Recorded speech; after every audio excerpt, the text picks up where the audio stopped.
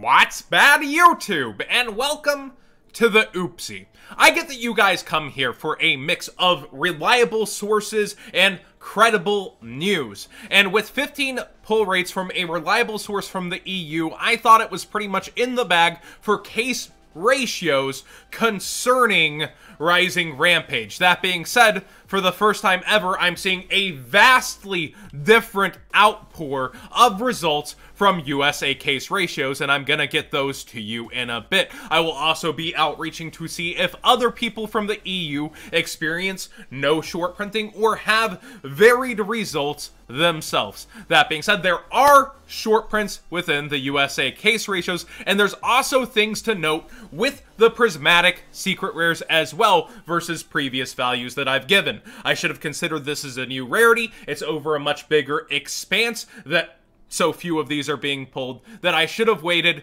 with more cases. And here we go with more cases. How about around 34-ish of them? So we have 8 cases over from Yu-Gi-Oh! Black Market, and we have around 26 cases from Troll and Toad. That being said, both Troll, who has now gotten back to me, and Yu-Gi-Oh! Black Market said there's noticeably secret rares missing versus this prismatic secret rares that they're pulling. Yu-Gi-Oh! Black Market themselves pulled 3 prismatic secret rares, and in 3 of their cases, only had 23 secrets. Troll had very similar results.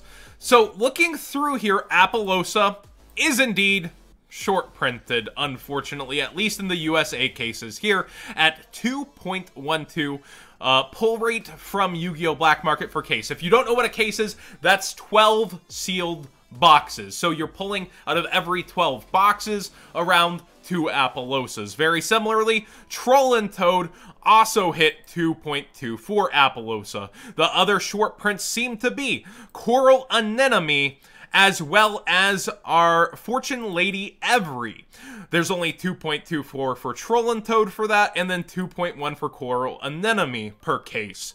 Now, Marbled Rock is interesting because this is something we haven't really seen before. It could just be variants on both sides, but 2.5 per case per Troll, and then 2.6 for Yu-Gi-Oh! Black Market. This could just be some regular variants because with Get Out, they're getting around the regular 3-ish per case, and Troll got around 2.8. So that could just be similar variants to Get Out for Marbled Rock. But it is something weird to note, as we did see like one of the Vision heroes in Battles of Legend get that really odd off ratio of its own. I don't know if this is intentional from Konami or not at this point, if EU has fixed it, because with the USA, it could just be how their printing sheets are lined up and certain ones happen to get more cut off.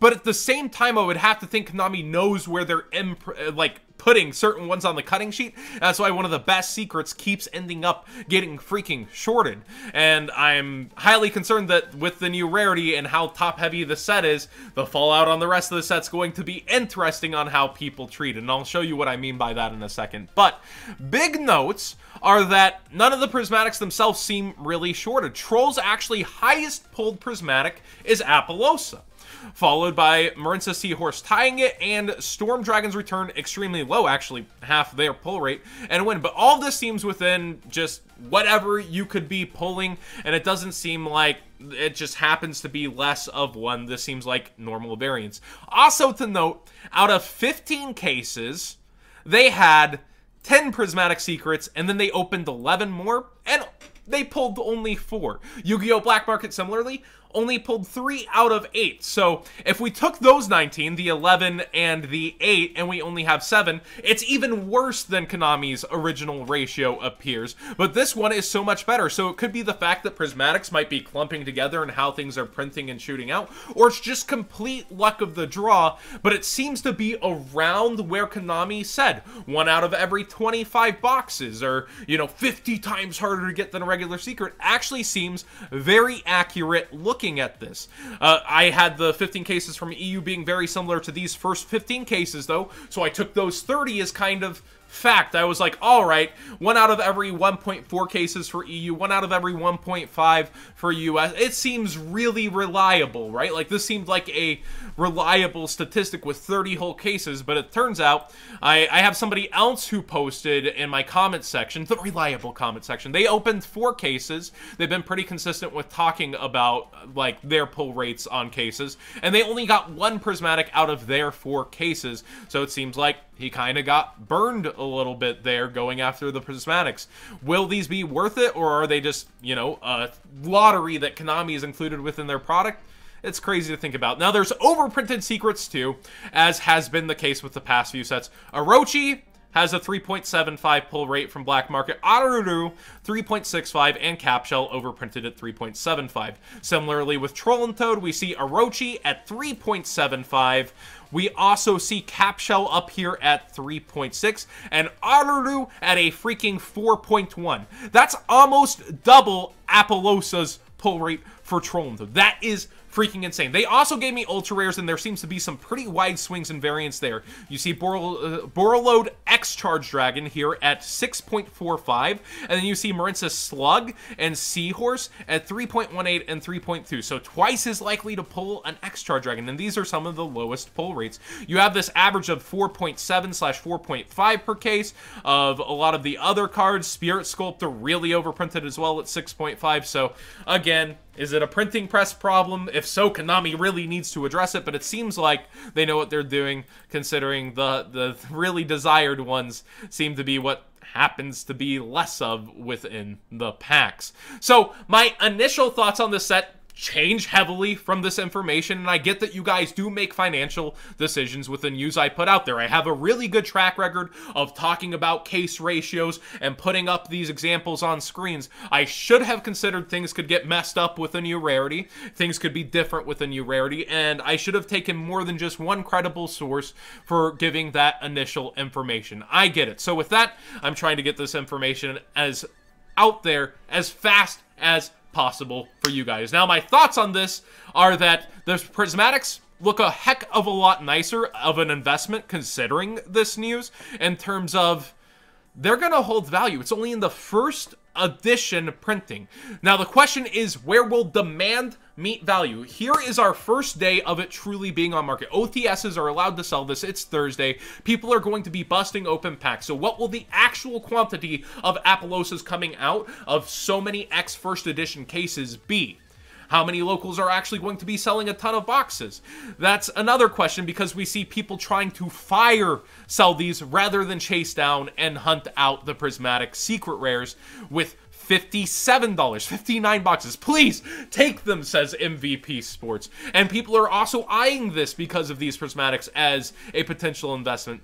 Now that we know people are closer to getting 2 Apollosas per case in the USA at least, that's a lot less money back per case. But with the prismatics, let's say theoretically you get 8 cases and you pull all 4 different prismatics, right? And that's going to be like 200, 200. I don't think this will be towards 350 or whatever. This is just its first listing over here on TCG Player. We've seen them selling around 80 to 120. It's like the least desired one. So that add on 520 total. And then let's say this sticks. It's 400 landing.